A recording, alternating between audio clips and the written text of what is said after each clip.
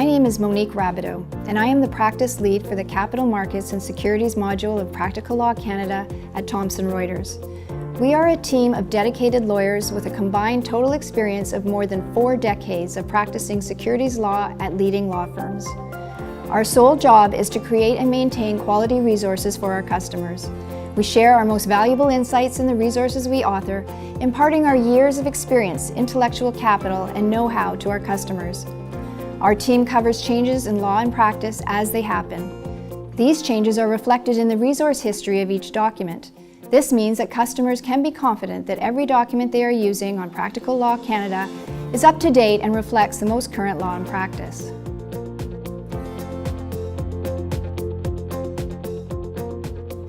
Having extensive legal work experience, our team of lawyers understands the challenges faced by our customers in practice.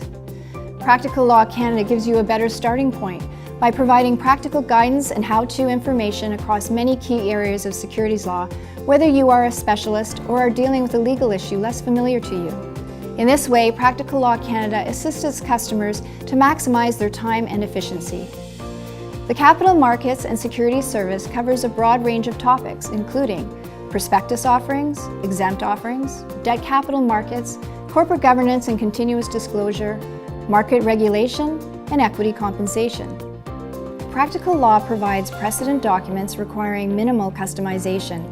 They contain detailed drafting notes to assist in tailoring for any particular situation, but a usable Word version without the drafting notes can be downloaded in seconds.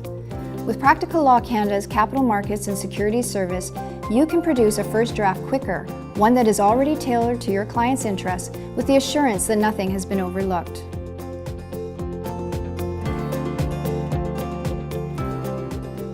Our suite of equity compensation resources allows our customers to produce customized drafts at every step with precision and efficiency. It consists of all key documents, agreements, and clauses required by counsel of a company that would like to compensate directors, employees, or consultants with equity-based compensation. This is compensation in either securities of the company or cash, where the amount of the compensation to the recipient is measured by reference to the value of the company's equity securities, such as common shares. The value of equity securities is typically based on their trading price on a stock exchange, but the omnibus plans we have drafted also contemplate a situation where the securities are not listed and the value is determined by the board of directors of the company. Equity compensation is commonly given by companies to service providers in Canada, particularly when cash is limited and/or the company wants to incentivize providers to assist the company with increasing the value of its securities.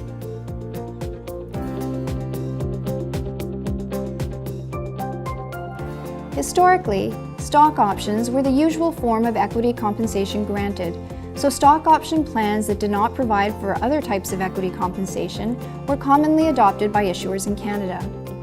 If the equity securities are listed on a stock exchange, such as the TSX Equitas or the TSX Venture Exchange, it is necessary to obtain both exchange approval and shareholder approval of security-based compensation arrangements. In order to avoid the need to obtain approval for individual grants, the company will seek approval of a plan under which future grants can be made within the parameters and limits set out in the approved plan. Shareholder advisory firms review the information circulars describing the proposed plan and tell their institutional shareholder clients whether to approve, reject, or withhold voting on resolutions relating to the plan. These firms publish guidelines so companies can try to develop plans that will receive an approval recommendation. In those guidelines published annually, the firms sometimes change their criteria for recommending shareholder approval. Increasingly, they have been critical of stock options, favoring other types of equity-based compensation. There are 2 main concerns. Awards like stock options cause too much of an overhang, meaning the shares that can potentially be issued, which will dilute the value of shareholdings when they are actually issued. There is also a concern that option holders will be too short-sighted, focusing on the current trading price rather than the long-term value of the company. Canadian companies have therefore started to adopt more omnibus plans that need counsel to assist with the drafting of the type of plan that will give them the flexibility to grant more forms of equity compensation than simply stock options. Counsel may be able to find precedents in publicly filed documents, but searching through the various options will be time-consuming. They may not find them all, and it may not be clear which of the various options are appropriate for the client. In addition, the tax and securities laws regarding equity compensation are very different in Canada compared to the U.S., so the more numerous U.S. precedent omnibus equity plans that are publicly available must be amended substantially for use in Canada.